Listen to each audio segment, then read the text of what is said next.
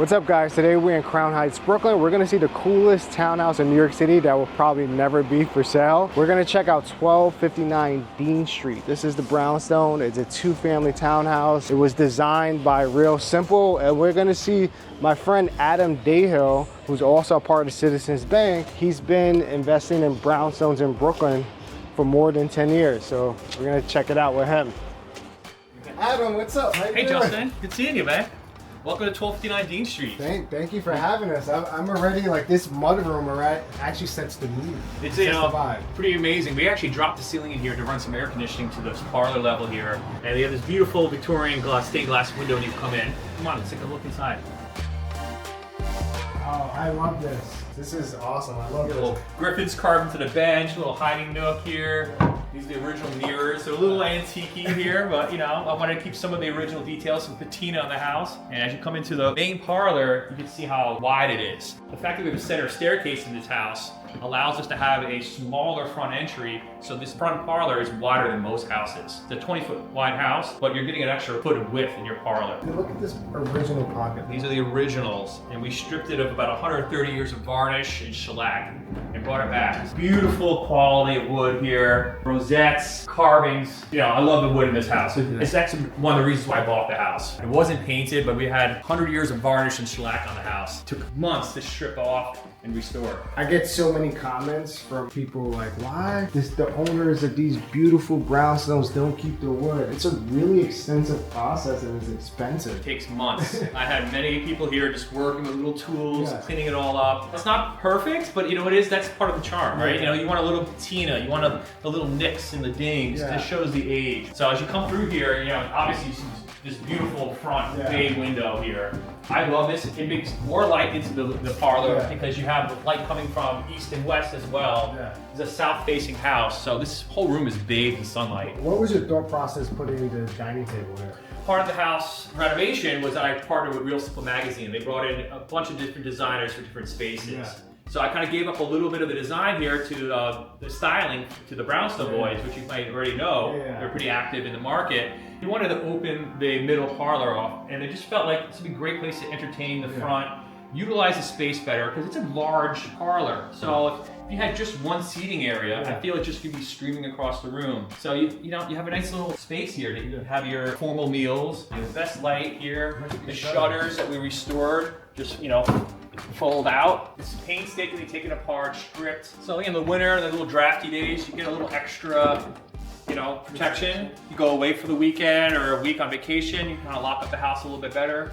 But it's just a nice little detail, and you know, you get a little privacy at nighttime if you want to have that. We have brand new windows that were sponsored by Capella. They did a great job with historic landmark windows, and it just really cleans up the front of the house. You're looking at the stained glass. I worked with the stained glass store in Park Slope, Brooklyn.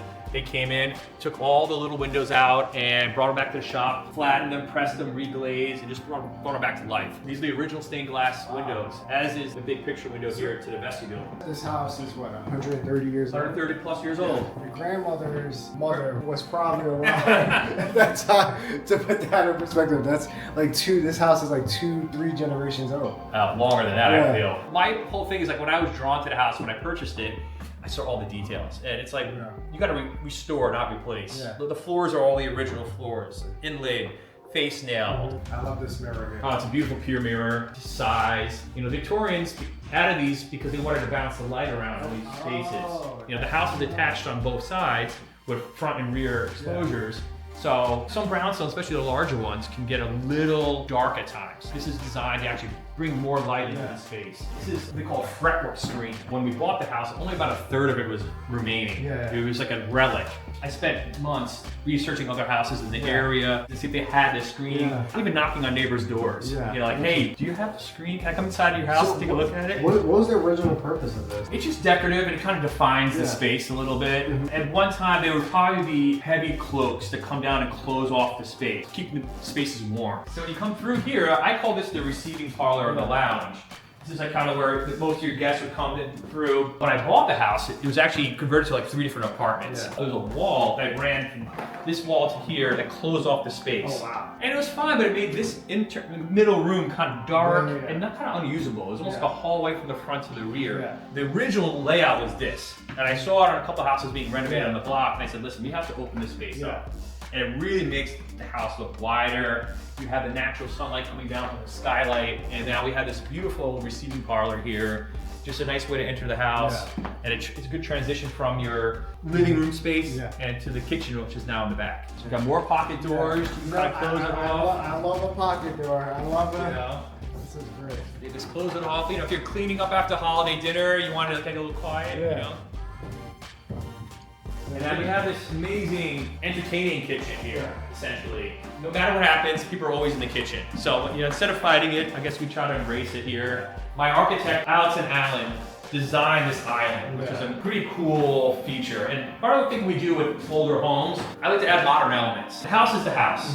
You have original details, crown moldings, casings, but I feel like the cabinetry, you really don't want to try to replicate a Victorian kitchen. You want something that's more to today's standards.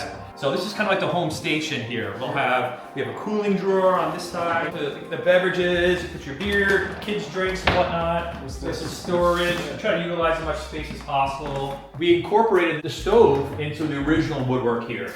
So traditionally, this would be a china cabinet with 2 different, you know, doors on the side. Actually, there was a dumbwaiter at one point down to the original kitchen. Interesting. You don't see that. But unfortunately, when I bought the house, the china cabinet was already gone. This was just a closet.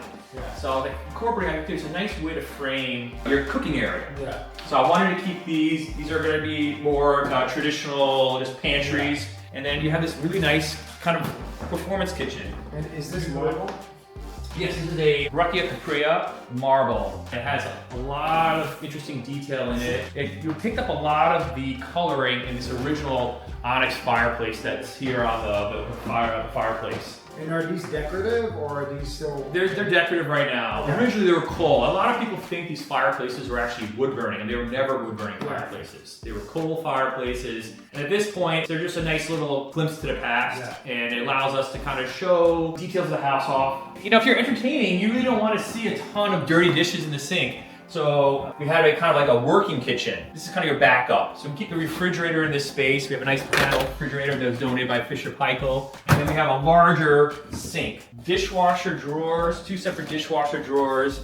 So that way you can do small loads or larger loads. And that way you can take all your food and your cleanup, put it back here. That way you can entertain in the front. You don't look at all the dirty dishes and whatnot. And we popped in a powder room. You'd be surprised how many multi-million-dollar homes in Brooklyn don't have a powder room on their parlor floor.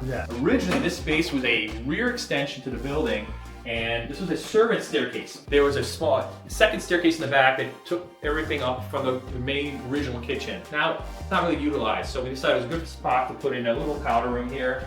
Got this beautiful little sink. Found a gentleman in Turkey on Etsy that carved this for me and had it shipped. So cool. And then we got the kind of traditional, great little flock with the wallpaper. It does what it needs to do. I'm really feeling like a monochrome color washed room. I think it's a kind of like interesting detail to do right now. The vibe is really on trend. And it's really designed based off the stone. I was at the stone looking for the main kitchen. I saw this kind of like amazing, it's an Arabiscato Roja. You see this a lot in blacks and whites, but they had this beautiful red. And I love how they put here the type of stones. So it's a Spanish tile. We were sponsored by Real Simple, and Valspar did all the paint here. So every room in the house right now, until we fully lease it out, is going to be, you know, still a bit of a show house. So this kitchen leads out into the backyard. There were 2 windows here, and so we decided to put a deck off the back so the owners have access to the garden without going downstairs to the tenant space. Because this is set up a 2-family home. We have a 5-bedroom house upstairs and a 2-bedroom apartment downstairs. Could be utilized as 1 family if someone wants a big extended family, but it allows, you know, a future owner a little rental income as well. So Pella Windows was one of the sponsors of the house, and they really came through with these French doors out to a steel deck that I had fabricated. And Brooklyn Grange, they're here in Brooklyn, they do a lot of rooftop gardens, came in and designed this entire rear space. That's so cool. So it's all irrigated, new trees and plantation. They designed the space, and some of the decking materials was donated by TimberTech. And you also have a grill out here too, right? Oh, it's a pretty crazy grill. Take a look at this fantastic outdoor kitchen grill here. We have the option to build a built-in kitchen, but I like the idea that it's still movable. Very thankful for Bishop Michael for donating it. And I love the rear facade. Look at the red brick. This would be the second outdoor space for this garden unit, which Correct. is straight ahead, Yeah. right? So typically, you give a little bit of the space to your garden tenants, and then triplex tenants would have the backyard space. All right, let's see the rest of the house, guys. We're gonna head to the second level now, but before we head up, check out this Lincrusta. Lincrusta. It's a British company that's been around for over 100 years, and it's a decorative wall treatment. It's kind of a great way to incorporate some of those plaster elements, but actually I can do the plaster work. So it actually comes in this very thick membrane material, and it's applied with glue, and you just get this really ornate, intricate pattern ceiling. And I think it adds a lot to the space. Yeah, it's beautiful. We're heading up to the second level. And basically there's 2 beds, 2 baths, and another outdoor space. So traditionally, this is the parents' level, right? The kids upstairs, downstairs on the distant floor is mom and dad's space, the main suite. So as you can see, it's a pretty large space here. It's probably one of the largest bedrooms I'm seeing in a long time. You have this original detailed smaller window, and then again the bay windows out front, which is just amazing with the light. And I love this seat here. I love this nook. Traditionally, there'd be a front and rear bedroom, and we actually encroached a little bit to the rear to make this generous suite here. So we have a walk-through closet with original pocket doors. You have this really generous primary bathroom. You have a nice little enclosed space. It's all about large showers. And this like green tile is now in style, right? I'm all about the green right now. It's calming, it's smooth, it's relaxing. Fireclay donated all the tile in this space. This really cool cross and star-shaped floor. These tiles are all handmade. And then we pushed in another little water closet in the back here. Yeah. Another separate space here. You can close it off. So,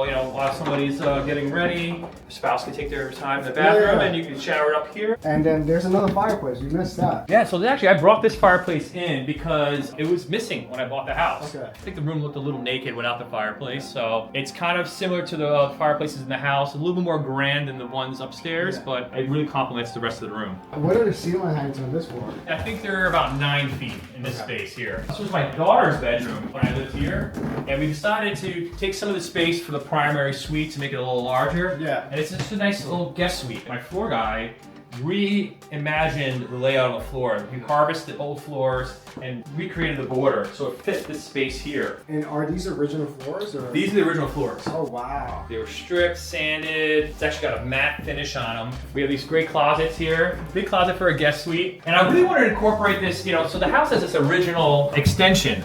Being in New York City, you want to utilize as much outdoor space as possible. We decked it out. This was donated by TimberTech again. The railing system has a nice little light feature in the that's cool. In the posts, and it just gives a nice little guest suite for family that comes visit. You're just getting more outdoor space, which in living in a city is just premium. And this is probably my favorite bathroom. We haven't seen all the bathrooms yet, but this might be my favorite bathroom. The red tile, right? Yeah, I love the red tile. So this space was designed by Jasmine Roth, who's on HGTV. Oh, really? And she just had a baby. She came in and congratulations. This is her concept, right? So we had the layout. She came in and picked up the tile and styled this space in the back of the house. Brown plum is the wall. The tile, I'm not quite sure off the top of my head, but I call it the Diablo tile. The Diablo. I like that name better, actually. I like the Diablo tile. And this is Jasmine Roth handle right here. I'm gonna get that for the viewers.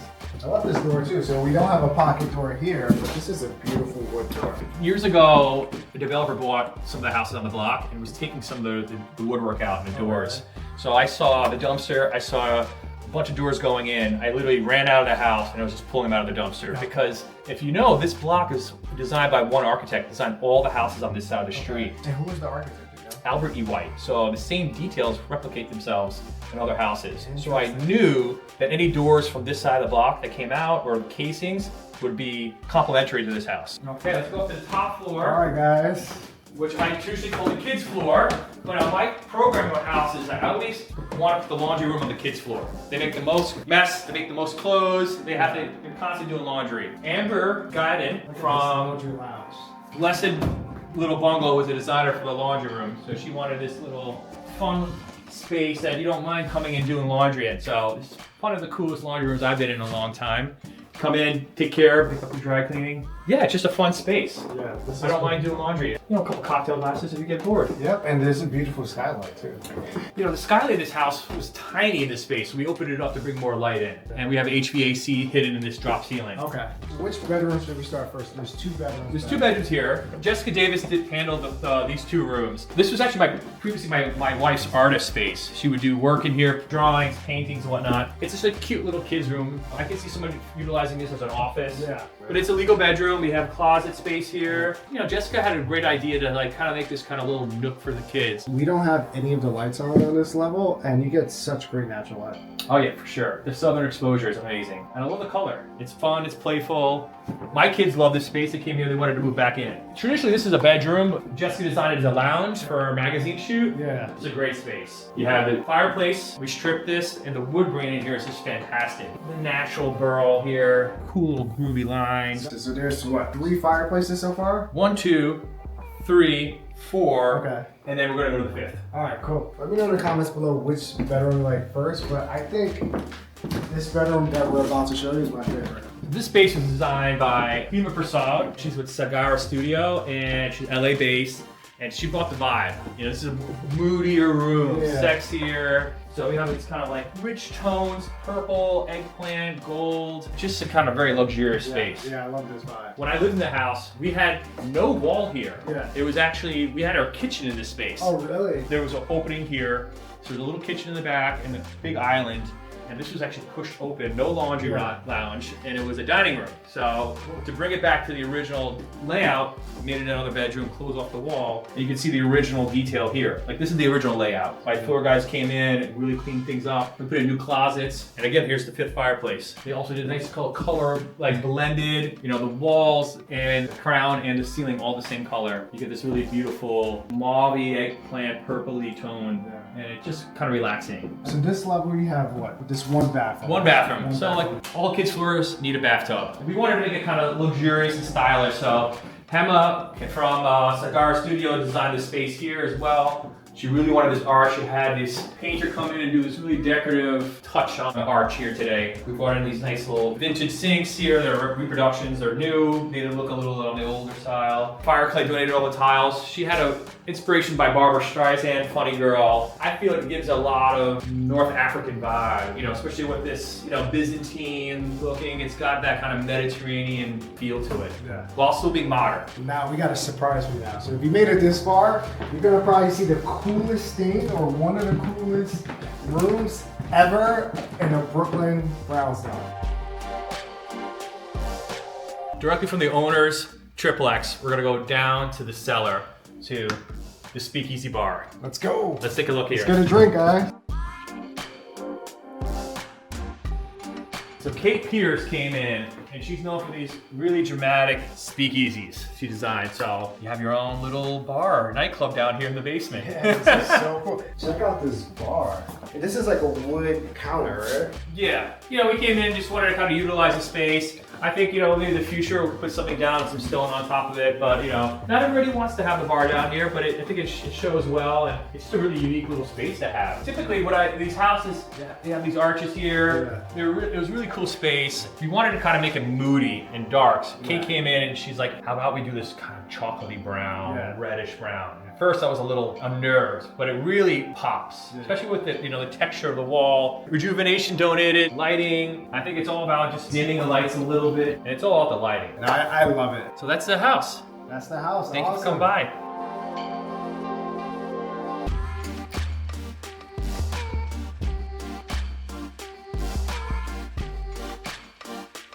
Adam, thank you for the Thanks tour. for coming by. I appreciate you. Yeah. And guys, let us know in the comments if you guys have any questions about construction. Adam has been doing this for, I mean, more than 10 years now.